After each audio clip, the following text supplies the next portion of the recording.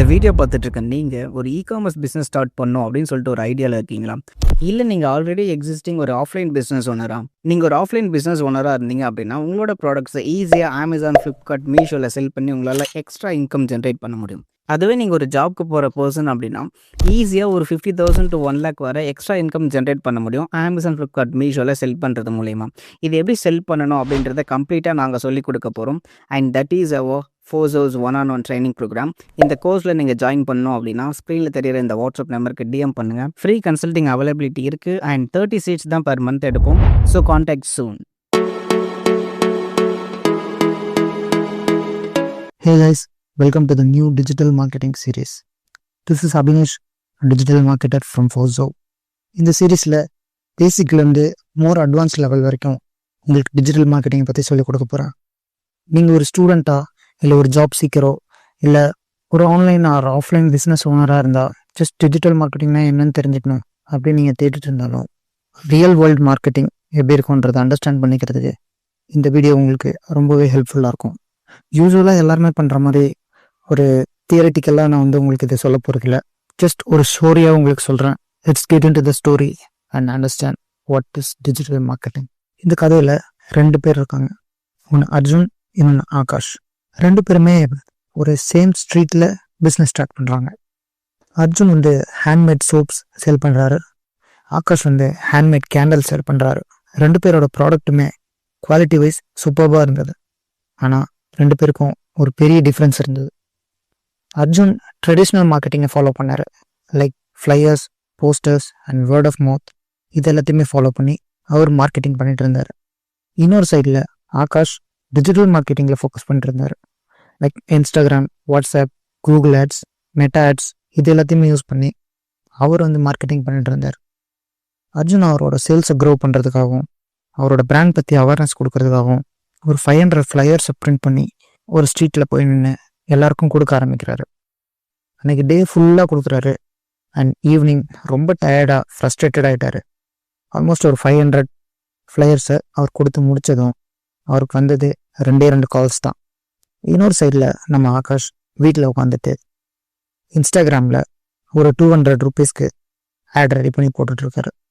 Within 2 hours அவருக்கு 20 people அவரோட பேஜை விசிட் பண்ணுறாங்க. அதிலிருந்து அவருக்கு 5 orders கிடைக்குது. ஆல்ரெடி அர்ஜுனுக்கு கஸ்டமர்ஸே வரலன்னு கடுப்பில் உட்காந்துருக்காரு.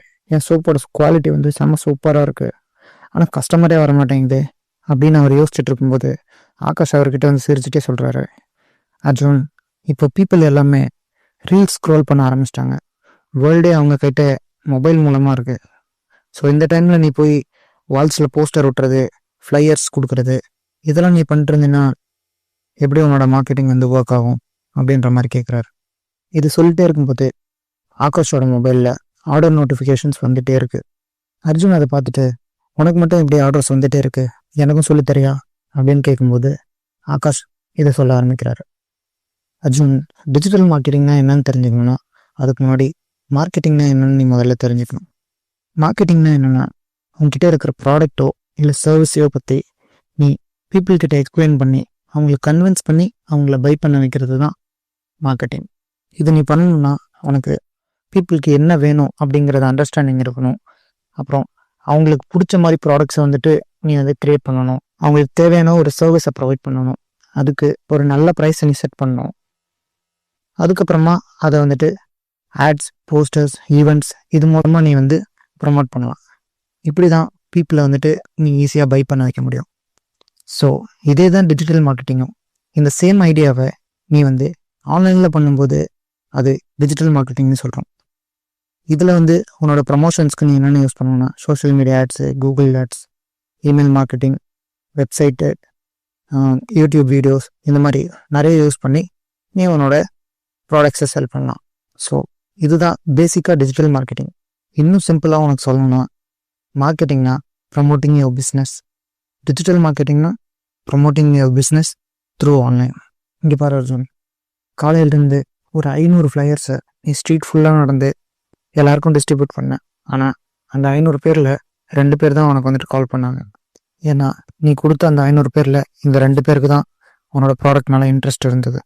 ஆனால் எனக்கு ஒரு 2 hours 20 பீப்புள் என்னோட பேஜை விசிட் பண்ணாங்க, ஒரு 5 பேர் அதுலேயே ஆர்டர் பண்ணிட்டாங்க.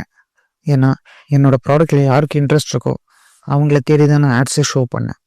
நீங்கள் என்ன மாதிரி டிஜிட்டல் மார்க்கெட்டிங் யூஸ் பண்ணும்போது உனக்கு என்னென்ன அட்வான்டேஜ் இருக்குன்னா, கரெக்டான ஆடியன்ஸை ரீச் பண்ண முடியும், மார்க்கெட்டிங் காஸ்ட்டும் லோவாக இருக்கும், 24/7 உனக்கு விசிபிலிட்டி இருக்கும், ஈஸியாக பர்ஃபார்மன்ஸை நீ ட்ராக் பண்ணலாம் அப்படின்னு ஆகாஷ் சொல்கிறாரு.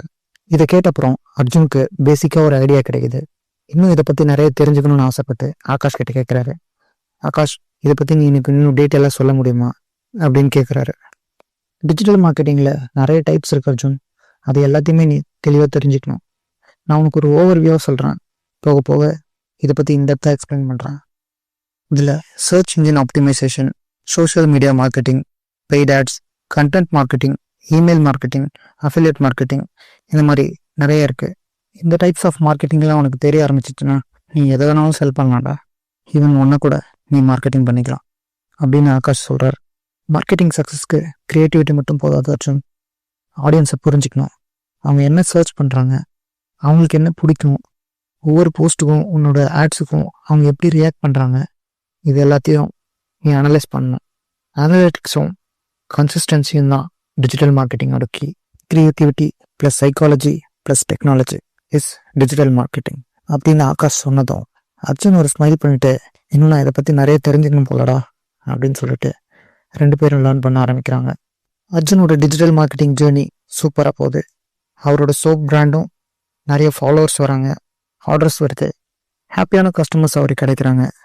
அந்த டைமில் ஆகாஷ் பாத்தியா அர்ஜுன், ஆஃப்லைனில் குவாலிட்டியும் ஆன்லைனில் விசிபிலிட்டியும் இருந்தால் கண்டிப்பாக மார்க்கெட்டிங்கில் சக்ஸஸ் கிடைக்கும் அப்படின்னு சொல்கிறாரு. ஸோ கைஸ், நீங்கள் ஒரு பிராண்டை பில்ட் பண்ணனாலோ இல்லை உங்களோட கெரியருக்காக இதை பார்த்தாலும் digital marketing is your key. Okay, நம்ம நெக்ஸ்ட் வீடியோ ஆஃப் த சீரீஸில் டைப்ஸ் ஆஃப் டிஜிட்டல் மார்க்கெட்டிங் சேனல்ஸை டீட்டெயில்டாக பார்ப்போம் வித் ரியல் லைஃப் எக்ஸாம்பிள்ஸ்.